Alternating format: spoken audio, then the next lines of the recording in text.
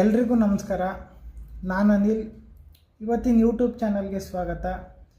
ಇವತ್ತು ನಾನು ಈ ವಿಡಿಯೋದಲ್ಲಿ ಯಾವುದ್ರ ಬಗ್ಗೆ ಮಾತಾಡಬೇಕು ಅಂತ ಅಂದ್ಕೊಂಡಿದ್ದೀನಿ ಅಂದರೆ, ಕರ್ನಾಟಕದಲ್ಲಿ ಎಷ್ಟು ಜಿಲ್ಲೆಗಳಿದ್ದಾವೆ, ಆ ಜಿಲ್ಲೆಗಳ ಹೆಸರುಗಳು ಯಾವುದ್ಯಾವುದು, ಮತ್ತು ಆಮೇಲೆ ಈ ಜಿಲ್ಲೆಗಳನ್ನ ಎಷ್ಟು ವಿಭಾಗವಾಗಿ ವಿಂಗಡಿಸಿದ್ದಾರೆ, ಯಾವ ಜಿಲ್ಲೆಯಲ್ಲಿ ತುಂಬ ಜನಸಂಖ್ಯೆ ಇದೆ, ಯಾವ ಜಿಲ್ಲೆಯಲ್ಲಿ ಜನಸಂಖ್ಯೆ ಕಡಿಮೆ ಇದೆ, ಮತ್ತು ಆಮೇಲೆ ಯಾವ ಜಿಲ್ಲೆಯಲ್ಲಿ ಸಮವಾಗಿರೋ ಜನಸಂಖ್ಯೆ ಇದೆ ಅನ್ನೋದು ಈ ವಿಡಿಯೋದಲ್ಲಿ ನಾನು ಹೇಳಬೇಕಂತ ಅಂದ್ಕೊಂಡಿದ್ದೀನಿ.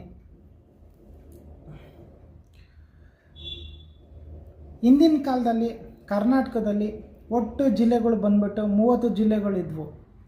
ಇವಾಗ ಒಟ್ಟು ಜಿಲ್ಲೆಗಳ ಸಂಖ್ಯೆ ಬಂದ್ಬಿಟ್ಟು ಈ 2025 ಪ್ರಕಾರ ನೋಡಿದ್ರೆ ಒಟ್ಟು ಜಿಲ್ಲೆಗಳ ಸಂಖ್ಯೆ ಬಂದು 31 ಜಿಲ್ಲೆಗಳಿದ್ದಾವೆ. ಈ ಹೊಸದಾಗಿ ಸೇರಿದ ಒಂದು ಜಿಲ್ಲೆ ಯಾವುದು ಅಂತಂದರೆ ಈ ವಿಜಯನಗರ ಜಿಲ್ಲೆ. ಇದು ಹೊಸದಾಗಿ ಇತ್ತೀಚಿನ ದಿನಗಳಲ್ಲಿ ಹೊಸದಾಗಿ ವಿಜಯನಗರ ಜಿಲ್ಲೆ ಅಂತ ಮಾಡಿದ್ದಾರೆ. ಇವಾಗ ಒಟ್ಟು ಜಿಲ್ಲೆಗಳ ಸಂಖ್ಯೆ ಬಂದ್ಬಿಟ್ಟು 31 ಜಿಲ್ಲೆಗಳಾಗಿದ್ದಾವೆ. ಹಿಂದಿನ ಕಾಲದಲ್ಲಿ 30 ಜಿಲ್ಲೆಗಳಿದ್ವು. ಆವಾಗ ಈ ಜಿಲ್ಲೆ ಇರಲಿಲ್ಲ. ಮತ್ತು ಆಮೇಲೆ ಈ 31 ಜಿಲ್ಲೆಗಳನ್ನ 4 ವಿಭಾಗವಾಗಿ ವಿಂಗಡಣೆ ಮಾಡಲಾಗಿದೆ. ಮೊದಲನೇ ಬಂದ್ಬಿಟ್ಟು ಬ್ಯಾಂಗ್ಳೂರು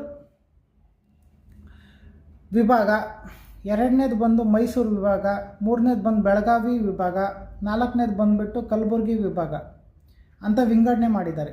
ಒಂದೊಂದು ವಿಭಾಗದಲ್ಲೂ ಒಂದೊಂದು ಸ್ವಲ್ಪ ಜಿಲ್ಲೆಗಳಿದ್ದಾವೆ. ಇವಾಗ ಬೆಂಗಳೂರಿನಲ್ಲಿ ಸ್ವಲ್ಪ ಜಿಲ್ಲೆಗಳಿರ್ತವೆ, ಮತ್ತು ಆಮೇಲೆ ಕಲಬುರಗಿನಲ್ಲಿ ಒಂದು ಸ್ವಲ್ಪ ಜಿಲ್ಲೆಗಳು, ಮೈಸೂರಿನಲ್ಲಿ ಒಂದು ಸ್ವಲ್ಪ ಜಿಲ್ಲೆಗಳು, ಆಮೇಲೆ ಬೆಳಗಾವಿನಲ್ಲಿ ಸ್ವಲ್ಪ ಜಿಲ್ಲೆಗಳು, ಆ ಥರ ಇರ್ತವೆ.